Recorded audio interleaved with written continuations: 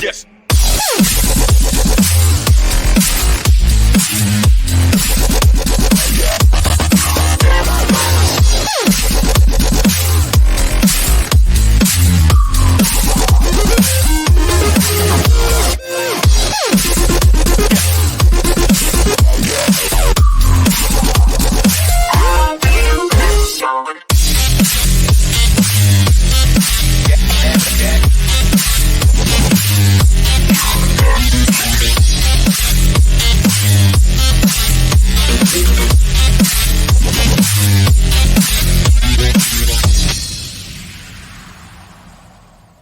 Welcome to Friday Fuel.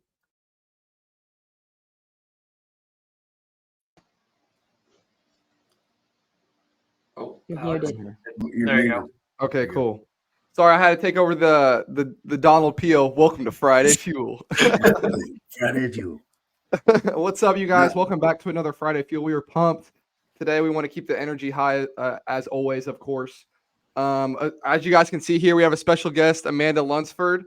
Amanda, welcome on. How are you doing today? I'm great. I'm excited to be here. Good. Well, we want to give a shout out real quick here before we jump in to our sponsor here, Medicare Machine Factory, Joshua Youngs, man. We appreciate you. Thank you for being our sponsor. Also, shout out to Joe and Tony giving us this opportunity to run this podcast. We're extremely grateful, you guys. We just love doing this every single Friday. Also, so Adam doesn't get mad at me here, please let StreamYard view your comments so we make sure that there's no Facebook users in the comment section. So we appreciate you guys here. There's But a yes, link guys. in the description. Just click on the link.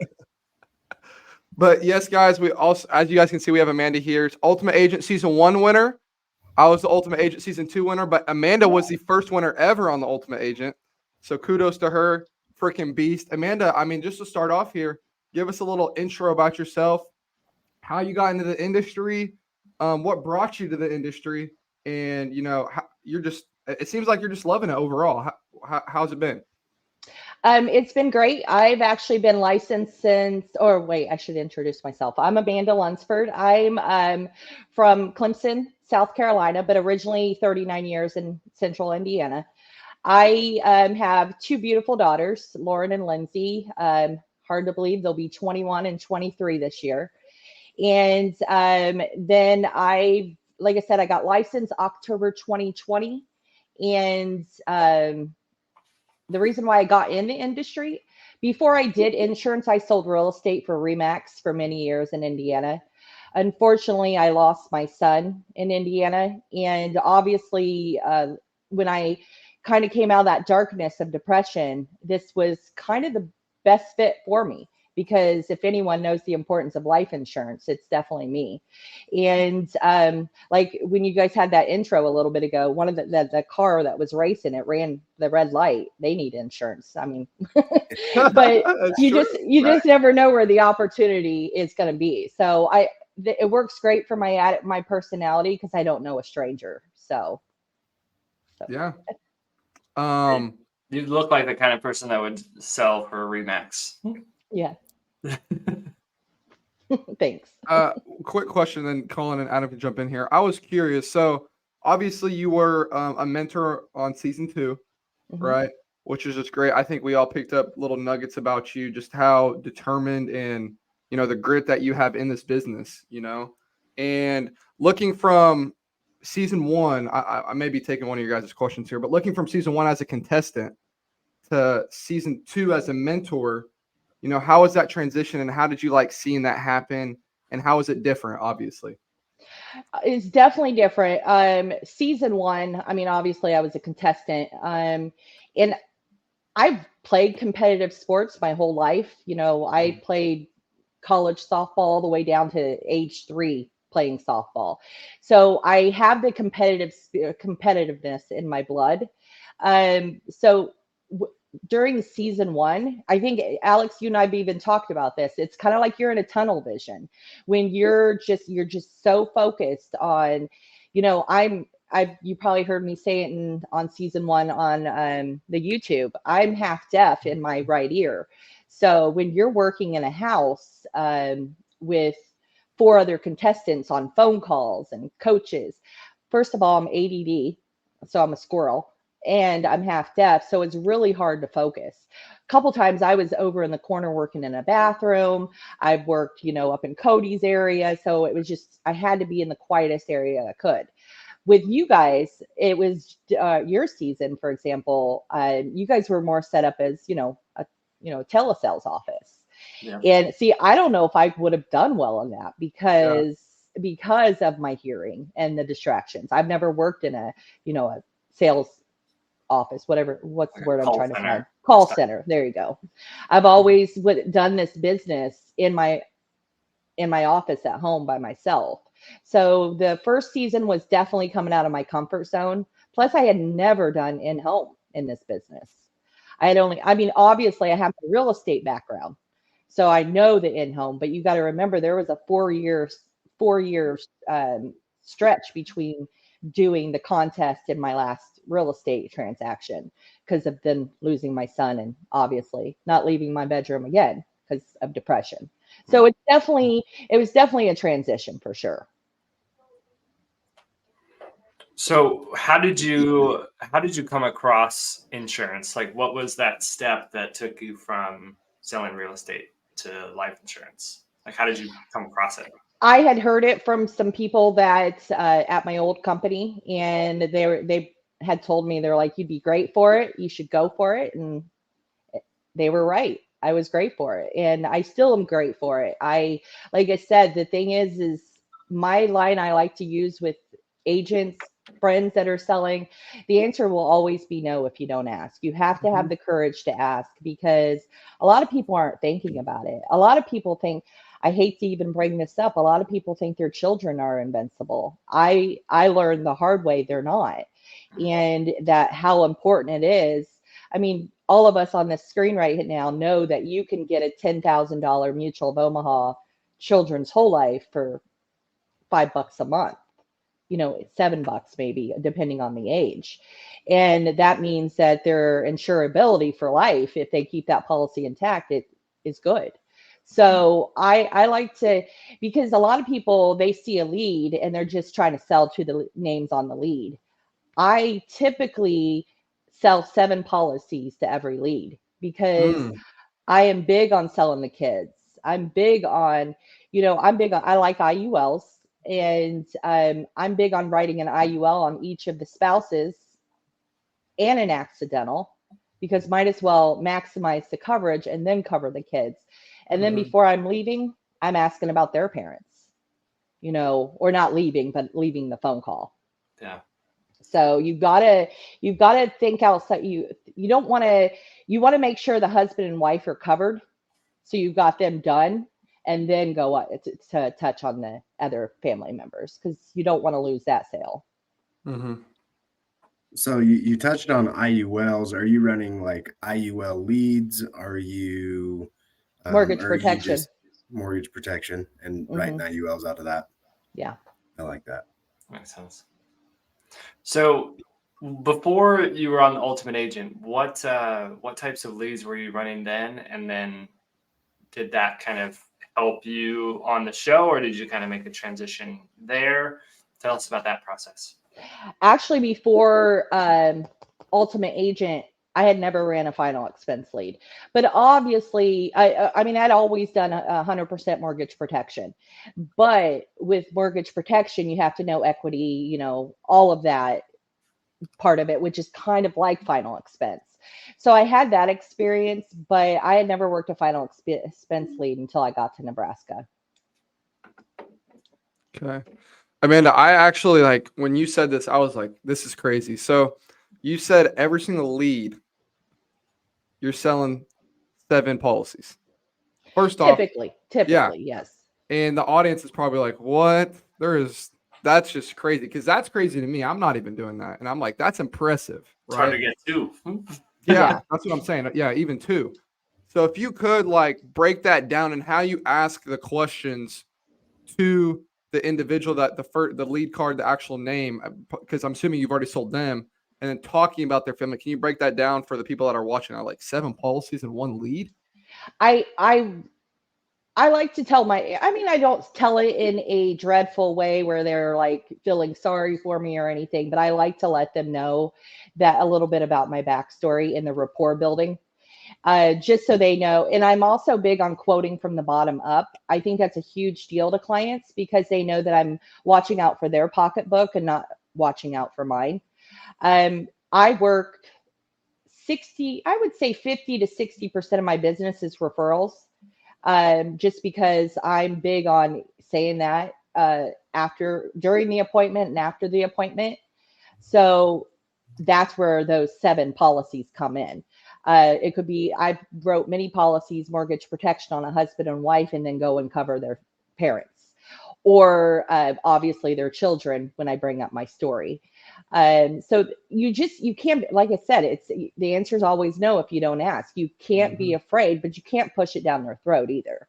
You've got to say it in an endearing way, and why once you've built the rapport. You can't bring that up before the rapport. One thing I'll let you guys jump in. I saw a statistic. So I have a pretty solid referral strategy that I built from my dad teaching me some stuff that I built in with myself, how to get 5 to 25 referrals per client you sit down with, right?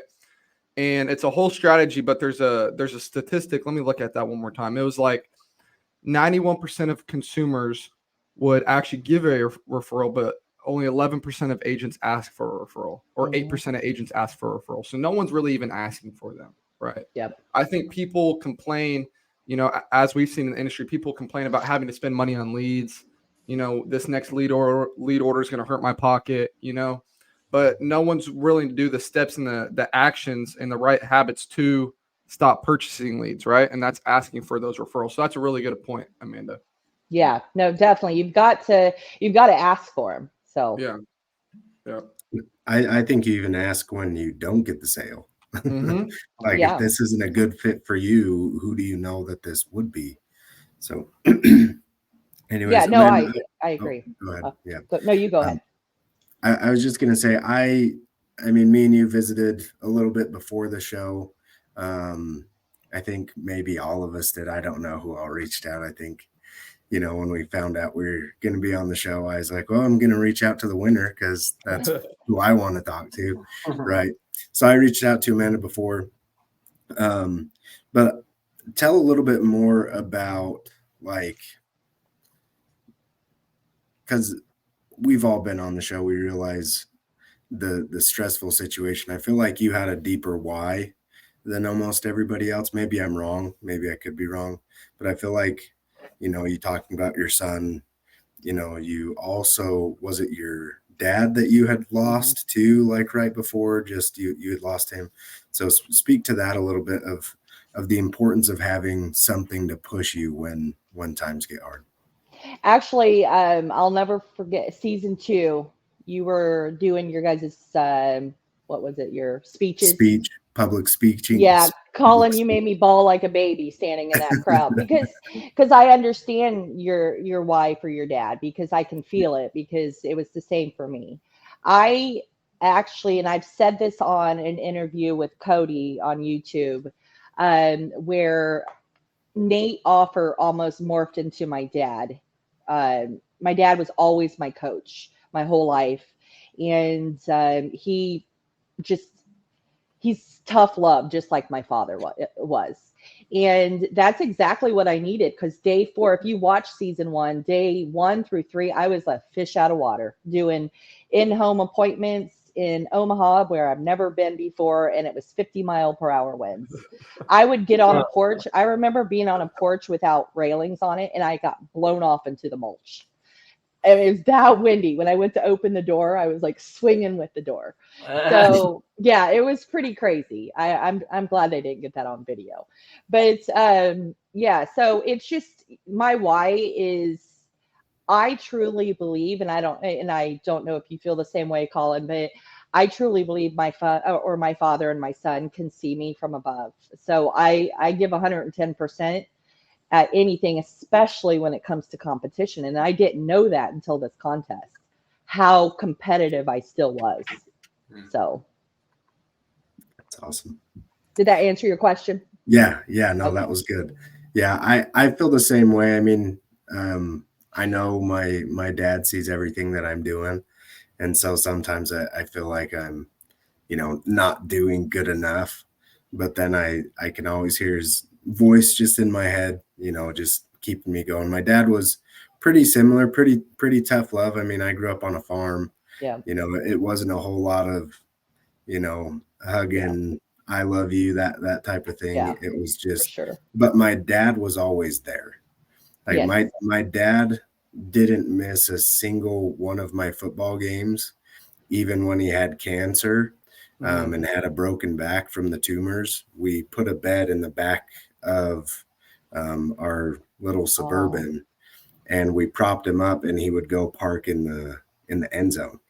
yeah. So he made it to every single one of my football games. That's just kind of the man that he was, um, and the man that I want to be. But for the listeners, I think it's super important. Not everybody. I mean, me and Adam have kind of talked about this too, and I think Donnie, Alex as well. After the public speaking, they're just like, well, I didn't have a story like you did, and not everybody's lost somebody. Mhm. Um, and so it's important to find something that kind of rides on legacy a little bit. At least that's for me. Like I want to Yes. carry on my dad's legacy. I'm sure that's what you want to do is kind of speak to your dad's legacy. And so if you haven't lost somebody that you loved, try to find something that is more so on legacy than it is on just making money, because that's what's going to get you on the phones. If Mm. you're trying to leave a little bit of history, either if it's with the client on the other side that you help them out and help out their family, try to find something that is more so on legacy than making money, and you're going to go a whole lot further in the business. No, I completely agree with that. I mean, I can even take my own personal experience. Up until I lost Drew in 2014, I was very blessed. I had never lost anyone in my life. And I obviously I would not wish that pain on anyone. But if anything I learned through the process is that you can go from super confident and whole one day to completely broken for the Mhm. years following that. So it made me more empathetic to the mental health world because, being raised with tough love, Colin, you're told to suck it up, buttercup. And, tomorrow's a better, it's going to be a better day. But Get when tough, it's someone, just life, right? yeah, and when you go through something like that, you can really relate and be empathetic to those people that are, because I've been there. I realize when they say, you don't get better until you reach rock bottom. Well, I found Mhm. out rock bottom has a basement. I mean, it was that low. So Yeah. the thing that I'm most proud about this whole journey being involved in Ultimate Agent, it got to show, I mean, less than 3 years ago, that was me at the basement. And then, I went through that contest and, I was able to show not only females, but even men that, you can be at the bottom of the mental health and still come out on top. You just Yeah. got to work hard at it and not quit. We have two choices in life: to thrive or stay in bed miserable crying for years. I mean, I choose to thrive now. So, Yeah. Yeah. Well, not only did you prove to the women and the men, but you proved it to yourself that yes. it's just like you hit the basement of rock bottom, but I mean, you got yourself out of there. Yeah, And for that's sure. I've been in some dark places. I'm sure all of us kind of have at one point in time. And I mean, I believe in God. He helped me out, but besides that, nobody's coming to save you. Like Amen. you have to do it yourself. And until you get in that very dark basement of rock bottom, you don't know what it's like. But when you're there, it's tough. But it's when you just have to take a look at the man or woman in the mirror and be like, hey, this can keep sucking and my life can stay like this for the rest of my life, or I can do something about it and I'm going to change. Mhm. And Amen. that's what you need to do. But I agree. That's a that's a great point, Colin. I mean, I think people, I think all of us and this is speaking for myself too, I think we find ourselves even scrolling sometimes. Like we're sitting there scrolling and like it's like 9:30 and it's like, damn, it's already 10:30. You're sitting there still scrolling. You're like 5 more minutes. Then another hour goes by. It's Right? 1 o'clock in the morning. Yeah.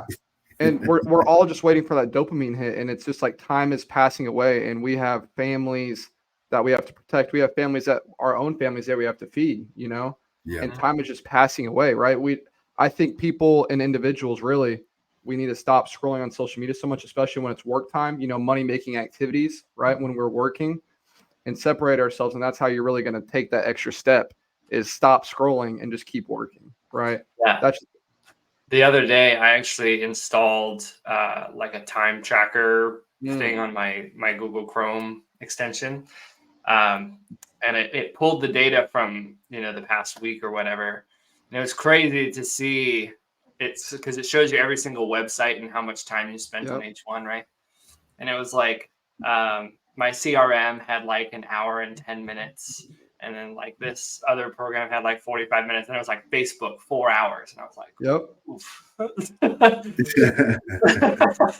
So Yeah, I had to I make agree.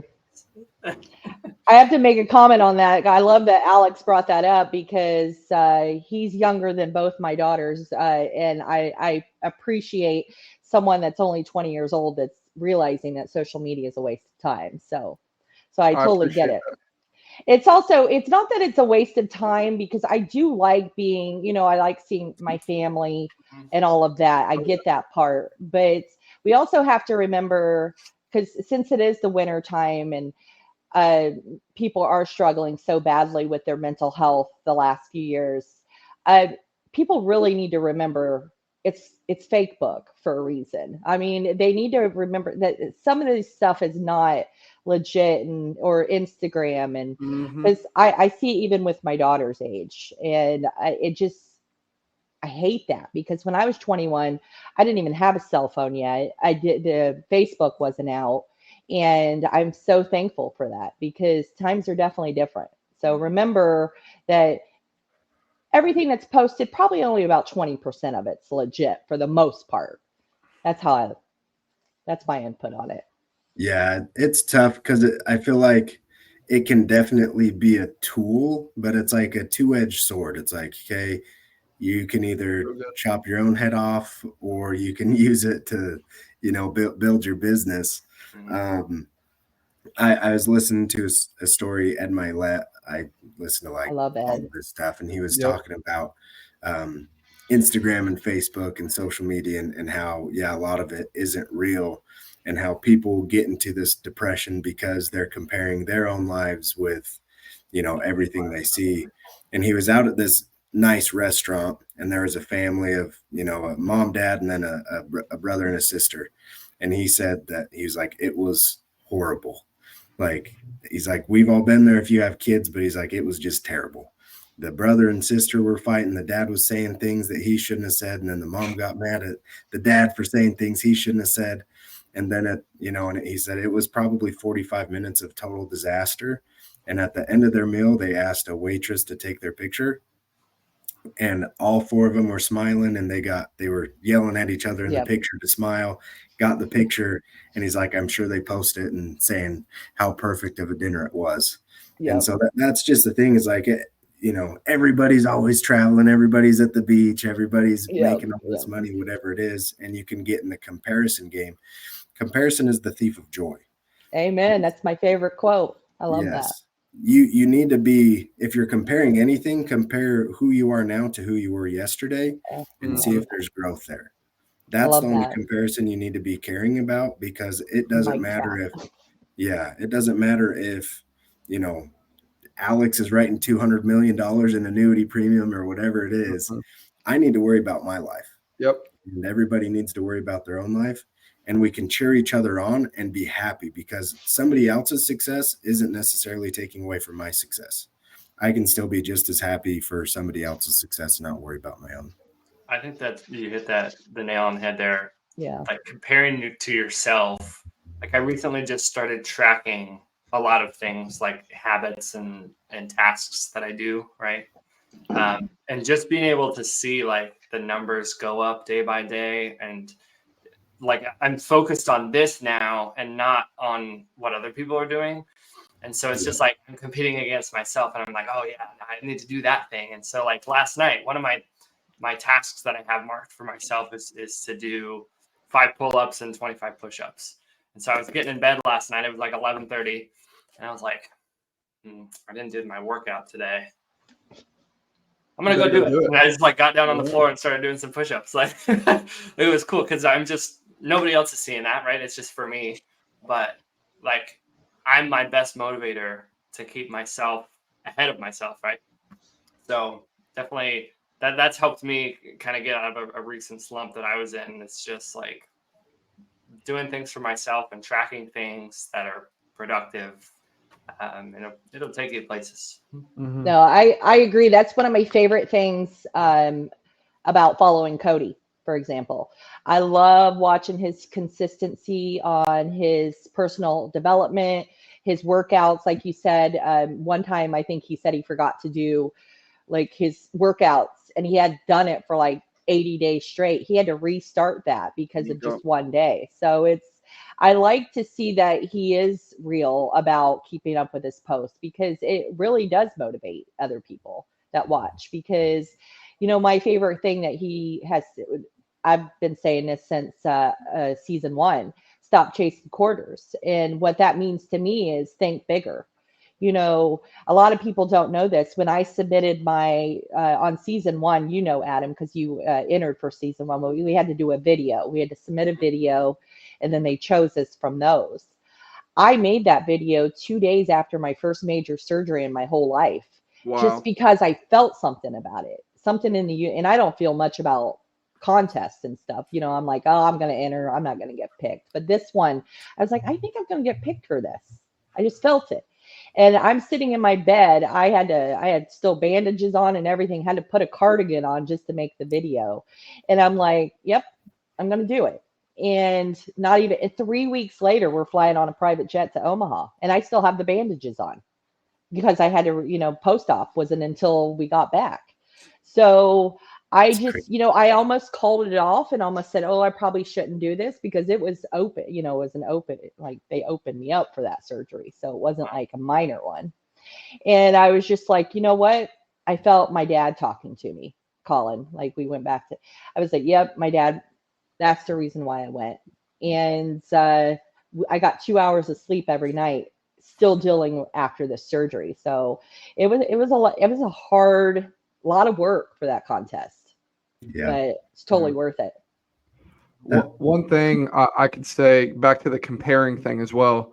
I think one thing I learned, and I think one thing that Adam learned as well, and I think Collin, I think you've kind of already knew it. I'm not totally sure, but Dylan would always ask, like, who's your biggest competition, and I'd always say Adam, right? I just never thought anything of it. I was like, well, Adam's my biggest competition in the show. Sorry, like, what? Collin. You know what I mean?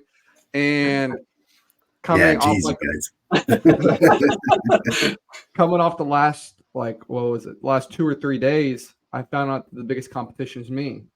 It sucks that it took that long for me to find out, but I'm glad I did, because if I didn't, I wouldn't be where I'm at today if I didn't know that my biggest competition was me, right?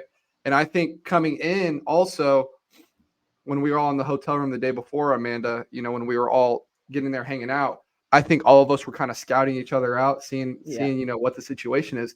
But there's no point in doing that, right? Like if I have the opportunity to be a mentor on season 3, I'm gonna lay it strong. I'm gonna be like, guys, we don't need to, like, whoever comes up and approaches me, I'll be like, hey, don't compare yourself to them. Don't scout the field. Just have full faith and 100% confidence in your abilities in this business, and just go do it, right? Don't worry about what Tom's doing. Don't worry about what Billy's doing. You just go do you, and everything else will line out, right? And that's one thing that really stuck out for me in the show, was really just, it's all about yourself. At a way, you got to be selfish about it, right? In the competition, it's literally all about yourself. You're not being selfish if you're comparing yourself to someone else, right? Yeah. That's just one thing that really stood out for me, for sure. Yeah, I remember day one. It was day one, right? They asked who's your biggest competition. Yep. Well, you probably asked it a few times. Yeah, they asked it. I swear they're just wanting to drum up drama. Whatever. But I remember saying day one that my biggest competition is my self-doubt. And Yep. I feel like that's Oh, true yeah. for a lot of people. Like I knew going into it because I got chosen 4 days before the show. My mindset going into it, and it was probably the wrong mindset, but my mindset is like, okay, I've never sold a final expense policy over the phone. Like I've never sold a lead before, a life insurance lead. Let me go into this, and I'm going to take what I learned from the coaches and put it into my business. Even if I get eliminated day one, like it's okay. It's a win. Like I'll take what I learned there. And so I went in there maybe with a different mindset until like day 4 or 5. And then I was like, what the freak? Like I need to freaking compete. Yeah. And then it became fun. Yep. Then there was a little switch. I got a crazy look in my eye watching the videos. I was just like, geez, dude, you look like Yeah. a psycho. But it was fun. So No, I hear you. Day 4 is when my realization that, oh shoot, I need to compete. So I get it. Yeah. It kind of like clicks halfway through. I think you're just kind of just trying to adapt to new people, and you know, Yeah.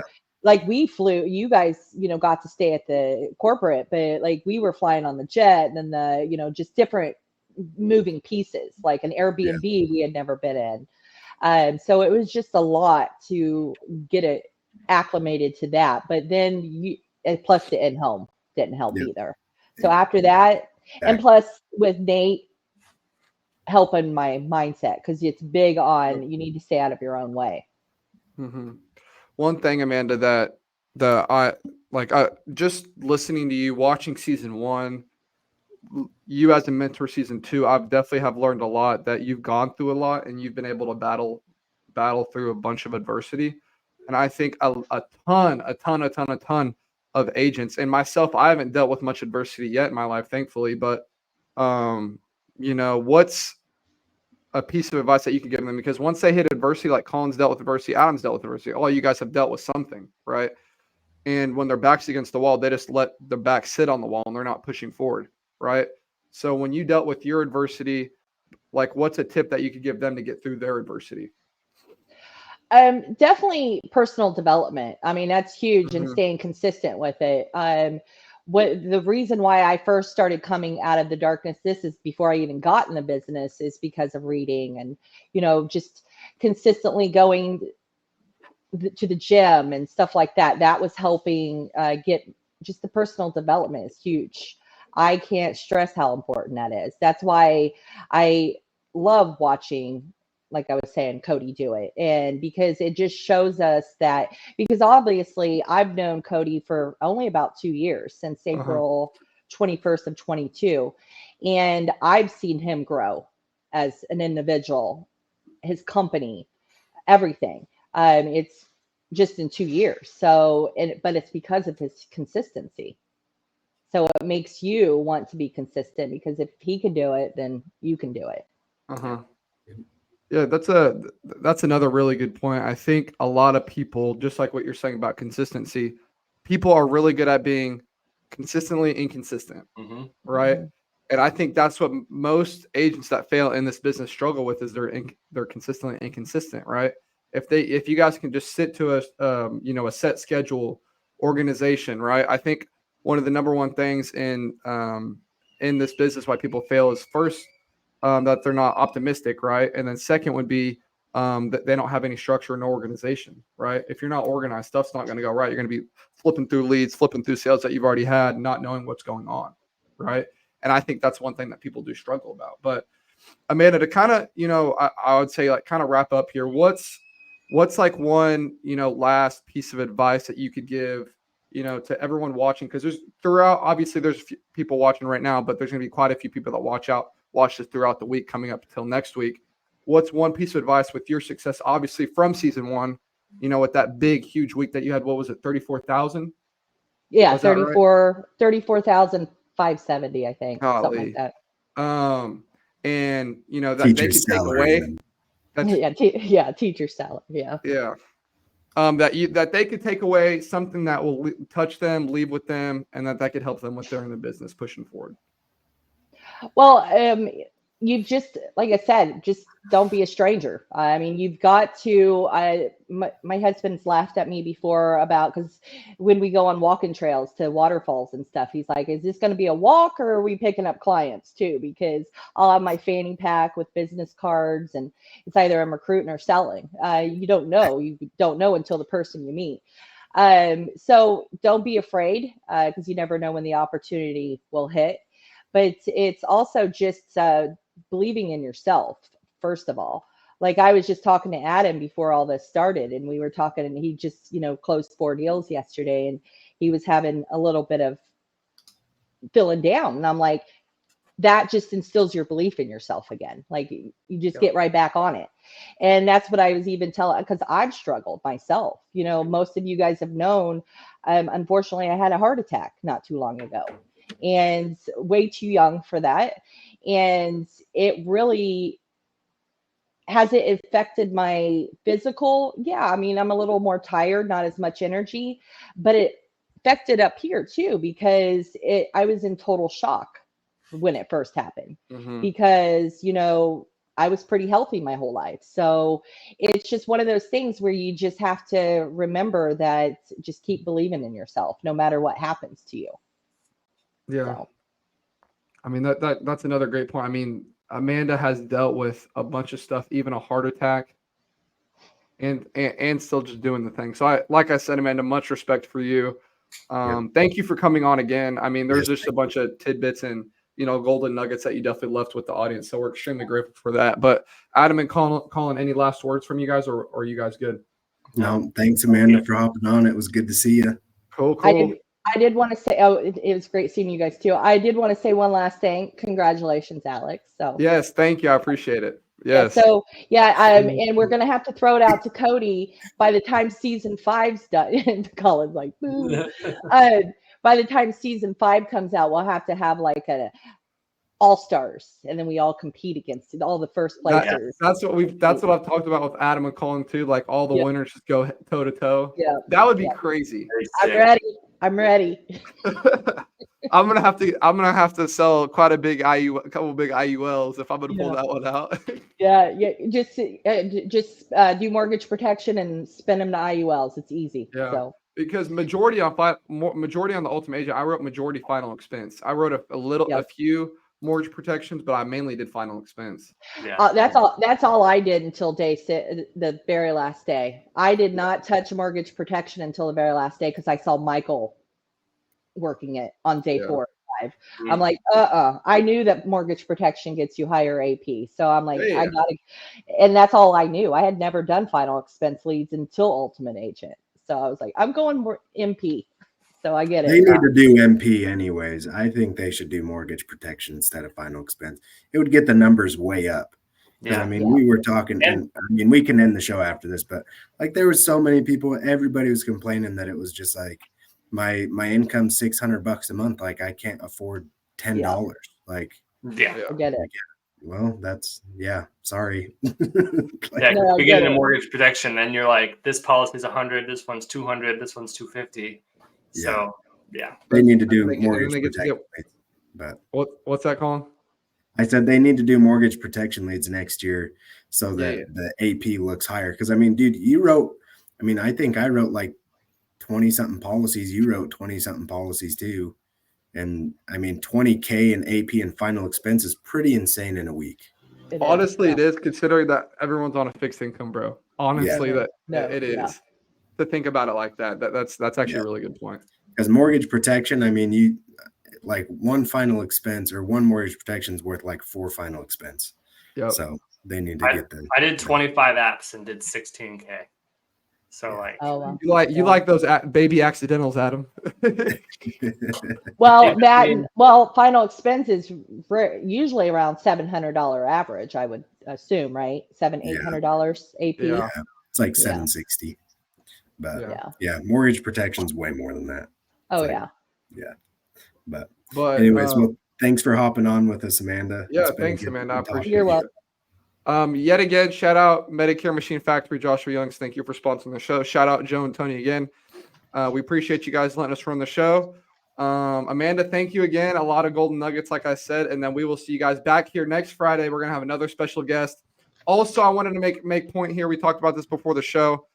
If there's anything that you guys would like to see happen, to help maybe build Friday Fuel, maybe a new ideas or something new that we can implement, even next Friday that could help build the show. That's something that you guys want to see happen. Maybe some new tidbits or something new. Just please, let us know in the comments section today, whatever it is. We sure do appreciate you guys.